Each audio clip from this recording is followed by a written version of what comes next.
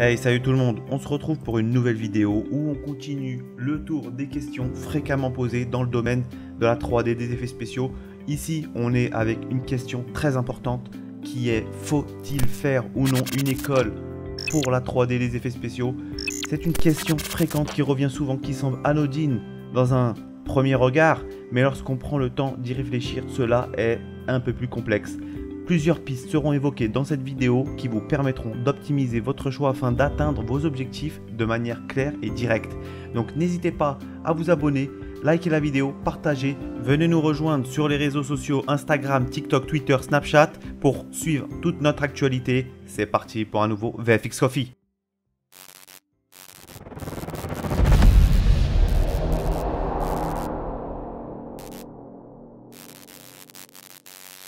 Ok, donc on va juste avant cela se mettre d'accord entre nous sur le terme école 3D VFX.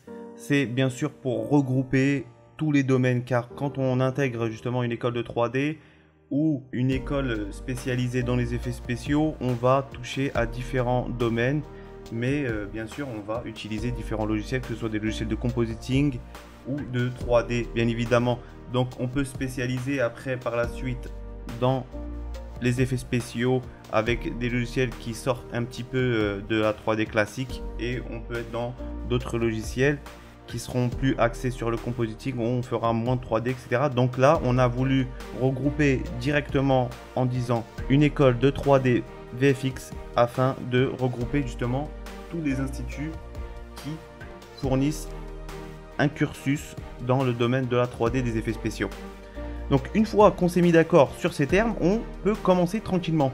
Donc dans un premier temps, avant de savoir si tu dois ou non aller dans une école de 3D VFX, il y a plusieurs questions essentielles que tu dois te poser, et ce n'est qu'à la suite de celle-ci que tu auras une idée précise sur le choix à faire. Parmi les questions essentielles à se poser, il y a la première qui est: est-ce que c'est la voie que je veux suivre? Donc je dois me poser la question de savoir si c'est la voie que je veux suivre, que tu veux suivre, c'est-à-dire est-ce que tu souhaites évoluer dans ce domaine pour au final te professionnaliser et en faire ton métier ou pas, ou cela reste justement un hobby uniquement ou une passion. Donc si déjà tu souhaites travailler dans ce domaine, je pense qu'il est essentiel d'intégrer une école de 3D VFX qui te permettra d'évoluer dans un cursus pour optimiser tes chances d'intégrer un studio ou un autre travail dans le domaine. Évidemment, il est possible d'être autodidacte et apprendre en solo avec des tutos sur internet, mais cela pourrait être beaucoup plus long pour obtenir un bon niveau et progresser sans faire des erreurs dues au manque de connaissances basiques. Une deuxième question justement importante aussi à prendre en compte, c'est le financement, car pour la plupart des écoles, si ce n'est la totalité, le cursus de formation à l'année coûte assez cher, entre 6 000 et 12 000 euros l'année, et cela peut vite vous mettre sur la paille. Sans compter que si vous souhaitez opter pour une école en ligne, vous aurez le désavantage du matériel, car vous devrez ajouter au prix de la formation l'achat d'un PC assez puissant pour vous permettre de travailler dans de bonnes conditions. Ce qui n'est pas un problème pour les cursus en présentiel, car c'est l'école qui vous fournit le matos. Donc la troisième question qu'il faudra se poser bien évidemment, ce sera sur l'école. Si on veut intégrer une école, il faudra bien sûr trouver la bonne école entre guillemets, ou une école qui vous fournira un cursus, un programme qui vous permettra vraiment d'évoluer, un programme de qualité. Donc pour savoir si vraiment on a une école qui fournit un programme de qualité, il va falloir faire des recherches, se renseigner un maximum sur les différentes écoles, échanger aussi avec les élèves.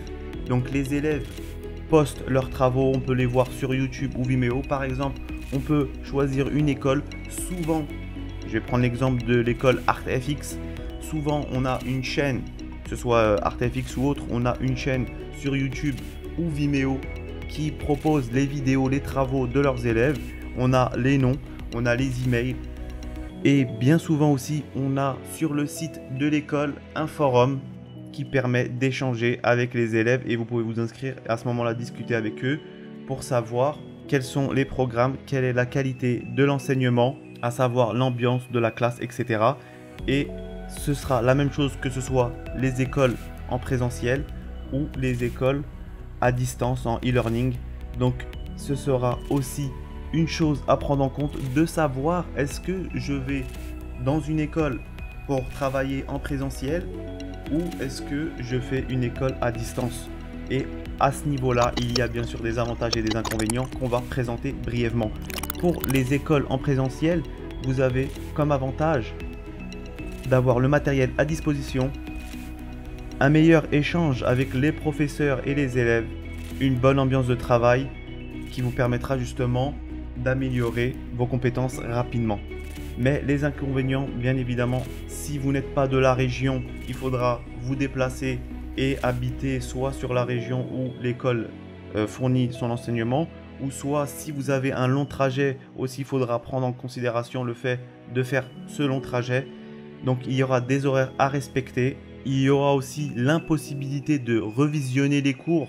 Donc il faudra être rigoureux dans l'écoute et à la prise de notes pour pouvoir justement réviser ses cours. Il y a aussi le prix qui peut paraître excessif car c'est souvent plus cher qu'une école en e-learning. Par contre, pour les écoles à distance, au niveau des avantages, on a bien évidemment une large amplitude horaire, la possibilité de travailler à son rythme car souvent vous aurez le temps de décider et de voir à quel moment vous voulez travailler. C'est pour ça que souvent ce système est privilégié par des personnes qui sont en train de travailler, qui ont un travail à l'année pour permettre de leur payer leurs factures, etc. Et donc ils se libèrent du temps le soir afin de travailler leurs cours et d'améliorer leurs compétences.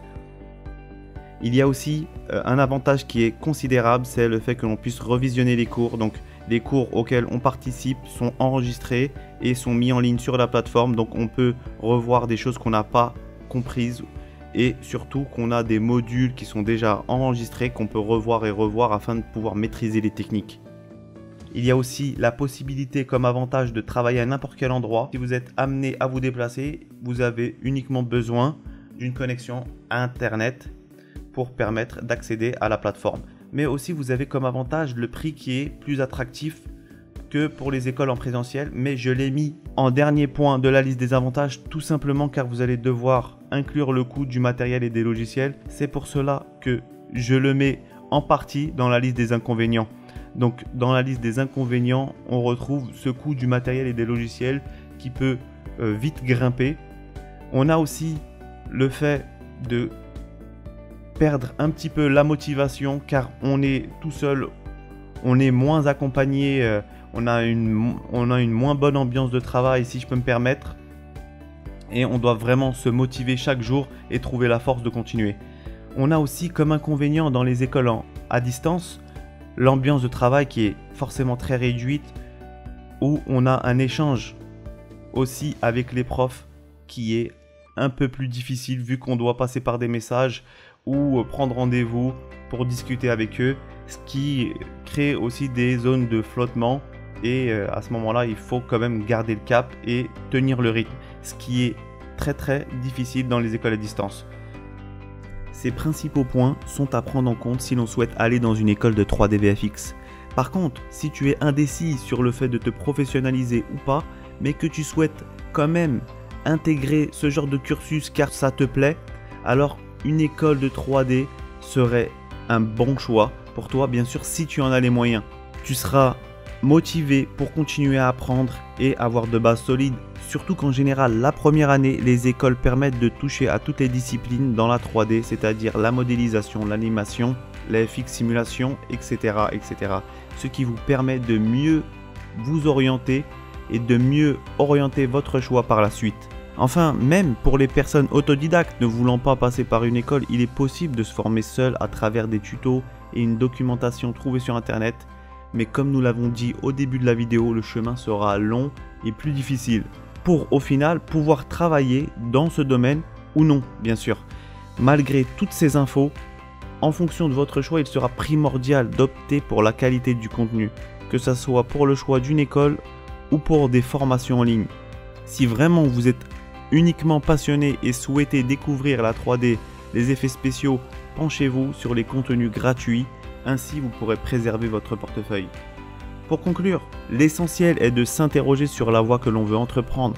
et bien choisir sa formation. J'aimerais quand même mettre en garde les gens sur ce point car on trouve souvent des youtubeurs ou d'autres formateurs voulant vendre des formations à des prix attractifs et avec beaucoup de contenu, mais sachez que souvent malheureusement on tombe sur un contenu très maigre et vous n'y apprendrez pas grand chose, vous aurez juste perdu votre argent. Donc privilégiez des plateformes solides comme tuto.com, Udemy ou Eleform pour les francophones car vous avez vraiment des avis qui sont neutres où les gens donnent vraiment leurs avis, ce sont des avis vérifiés, de réels avis. Contrairement à ces sites créés de toutes pièces par ces soi-disant formateurs qui vous proposent des contenus et même montrent des avis qui prônent bien sûr 100% de réussite alors que au final ce sont des avis créés par eux-mêmes. Pour terminer, le petit mot de la fin, je n'ai pas évoqué le fait que les écoles vous apportent un diplôme, ce qui peut être en apparence un gage de qualité par rapport à celui qui se forme en autodidacte. Mais détrompez-vous, dans le domaine de la 3D et des effets spéciaux, ce qui compte c'est le book, donc les travaux que vous avez effectués qui montrent les techniques que vous maîtrisez. Et les studios vous choisiront uniquement à travers vos travaux et ne regarderont principalement pas votre diplôme. Donc j'espère que vous avez apprécié cette vidéo. N'hésitez pas à lâcher un commentaire d'encouragement, ça fait toujours plaisir pour nous donner de la force. On se retrouve très vite pour une nouvelle vidéo. Prenez soin de vous. Ciao.